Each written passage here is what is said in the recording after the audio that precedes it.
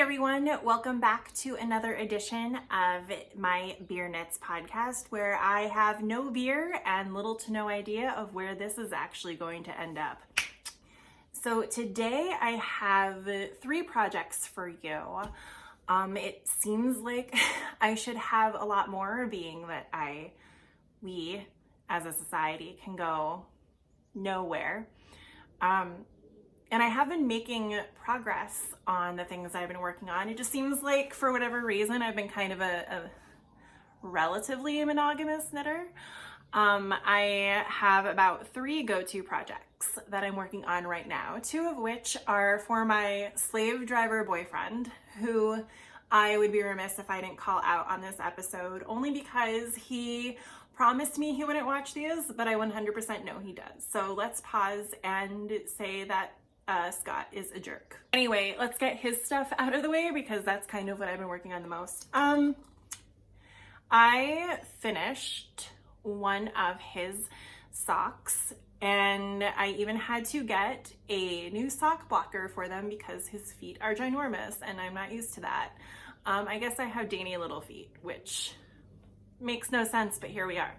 So these are the socks that I made for him, and I used the heel toe do-si-do pattern from Crazy Sock Lady, which I don't know if you can see, but really it's these zigzags. And because I worked it toe up, which is my preferred method of making socks, they don't look exactly like her photo, but you get the point. They're wavy. And I used a Fish Lips Kiss heel, I Can Talk Today, and a 1x1 twisted rib with a Jenny's super stretchy bind off. So he tried this on and it fit him, so that's that. And then I put it on my sock blockers to take a picture, and it just looked like a child wearing adult clothing, so it just seemed silly. So I ordered bigger sock blockers, and it still looks huge, but here we are. He didn't want really high cuffs, so I didn't do that. I think I did like 3 inches from the top of the heel here. So one of those inches is the cuff. So that is that. I'm using Patton's Croy something or other colorway.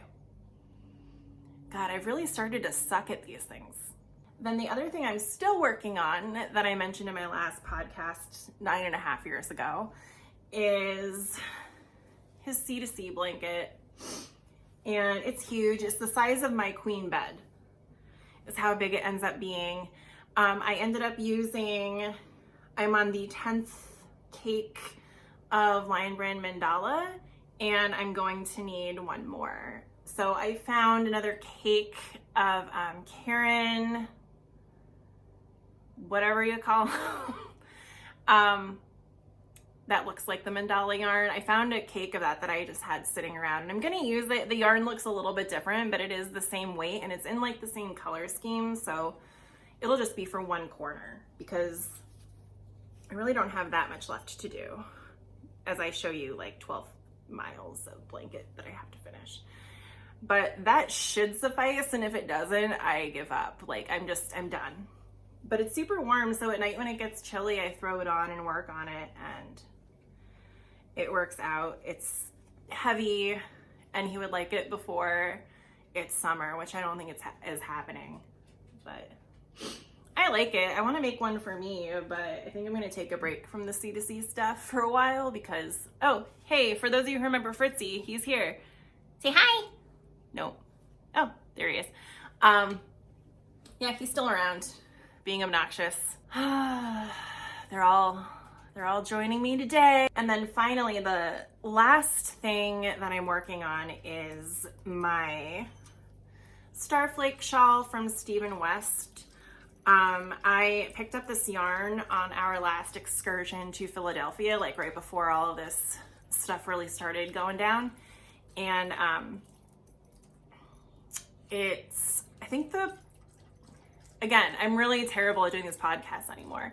One of these is 3 Irish Girls, I think.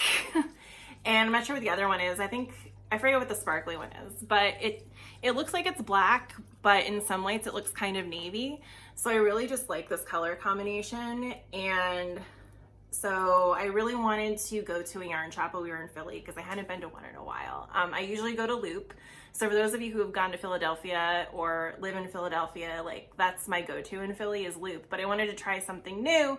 So I went to this one called Yarnphoria, and that's where I picked this one up. Loved it. She has a cute little dog that we befriended and I almost stole. And she has a nice selection of yarn. I really liked the venue, and I don't know, I would go back again when all of this is said and done and kind of hang out. And she wound up the first 2 balls for me so I could get started that day, and I did.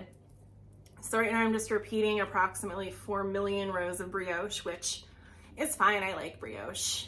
And then I have a bunch of sections to go. So the Starflake was actually Stephen West's mystery knit along back in the fall.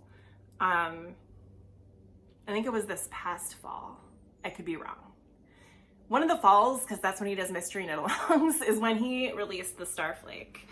And it was just really pretty, and I saw some really cool color combos. And when I put these 2 yarns together, I got really excited, especially since the one is sparkly.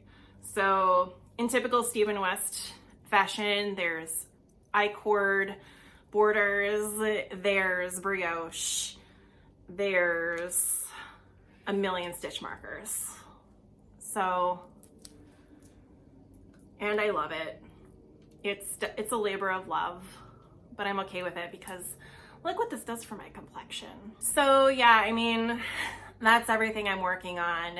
I just do not have the mental capacity right now to focus on much more.